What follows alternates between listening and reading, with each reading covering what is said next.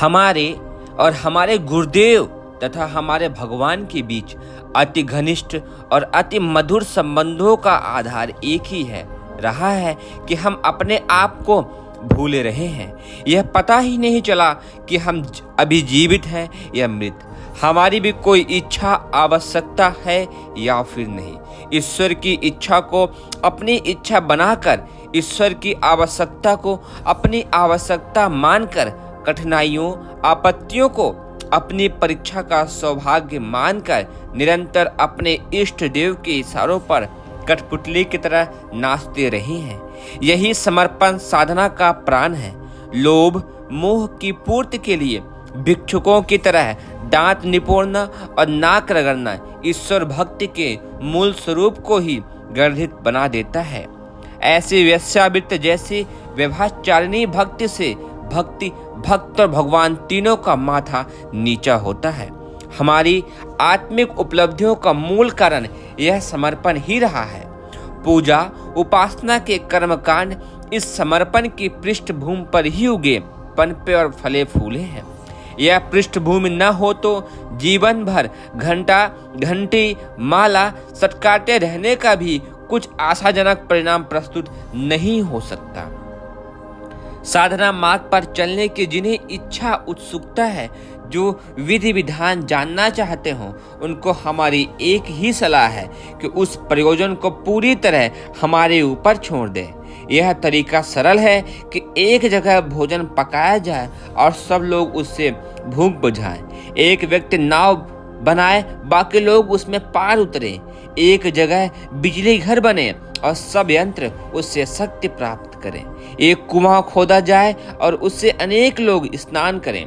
हम इतनी शक्ति का संचय कर लेंगे कि जिसमें आपने विशाल परिवार को उतना आत्मबल हिस्से में आ जाए जिसके आधार पर वह अपनी आत्मिक प्रगति, जीवन उद्देश्य की पूर्ति और ईश्वरीय प्रसन्नता प्राप्त कर सकने में भली प्रकार सफल हो सके। हमारे इस उपार्जन का लाभ उठाने वालों को युग साधना में लगना चाहिए। युग साधना का अर्थ है ज्ञान यज्ञ, दूसरे शब्दों में विचार क्रांति अभियान। इस युग में आपातकालीन परिस्थिति में एक ही सेवा, एक ही साधना, एक ही पुण्य परमार्थ सर्वोपरि है कि विचारना और भावना के क्षेत्र में व्याप्त सर्वतोमुखी विकृतियों से जूझा जाए और जन साधारण को ठीक ढंग से सोचने और ठीक गतिविधियां अपनाने के लिए मजबूर करने वाली परिस्थितियां उत्पन्न कर दी जाएं। इसी प्रयास में व्यक्ति और समाज की सारी आवश्यकता पूरी होगी। अपने परिवार का सारा धन इस ही एक केंद्र बिंदु पर एकत्र करना चाहिए। परमार्थ के नाम पर कुआं, तालाब, बावड़ी, धर्मशाला, मंदिर बनवाने वालों से, अस्पताल, स्कूल खुलवाने वालों से, प्याऊ सदावर्त चलाने वालों से हमारी एक ही प्रार्थना है कि आज की परिस्थितियों में मनुष्य के जीवन मरण की समस्या की तरह उसके सोचने में भारी विकृति उत्पन्न हो जाने की विभीषिका सबसे बड़ी है। उसे आपातकालीन संकट माना जाए और इसका निवारण करने के लिए एकनिष्ठ होकर जुटा जाए। जिन्हें साधना उपासना में रुचि है वे कुछ समय के लिए जप, तप, ध्यान, कला, कीर्तन में कमी कर लें और जन जन के मन मानस को धोने के लिए, जन जन के मन तक प्रकाश पहुंचाने में दत्तचित्त होकर जुट जाएं। ये पुण्य प्रयास स्वर्ग मुक्ति के लोभ से किए गए परमार्थ अथवा पूजा पाठ से 1000 गुना अधिक फलदायी होंगे।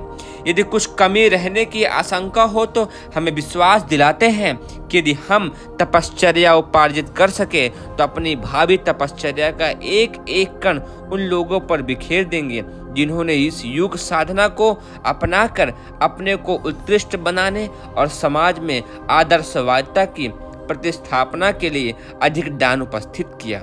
हमारे मार्गदर्शक ने हमसे यही कराया और इसी मूल्य पर अपना सहयोग, स्नेह, प्रकाश एवं अनुदान प्रदान किया।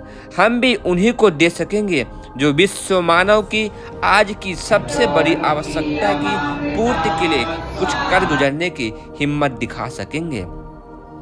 नवनिर्माण के ज्ञान यज्ञ में जिसका जितना योगदान होगा उसके अनुपात में हमारा स्नेह, प्रकाश एवं अनुदान कुछ अधिक ही मिलेगा, कम नहीं।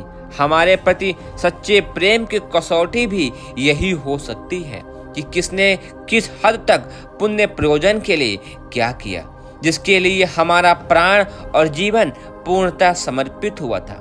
हमारे संबंध बनाए रखने का, सूक्ष्म रूप से दर्शन देते रहने का कितनों का ही आग्रह है, पर उन सब से भी हमारी यही अनुरोध है कि व्यक्तिगत रूप से हमें भी समान रूप से प्रिय हैं। विशेष प्रेम और विशेष सहयोग प्राप्त करने के लिए आग्रह अनुरोध करने की भावुकता से काम नहीं चलेगा।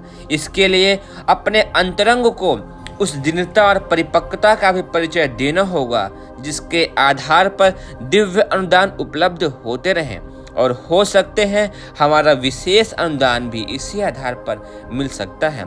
हमें अपनी पात्रता विकसित करनी चाहिए और अंतरिक्ष से निरंतर बरसने वाली दिव्य प्रकाश का भरपूर लाभ उठाना चाहिए।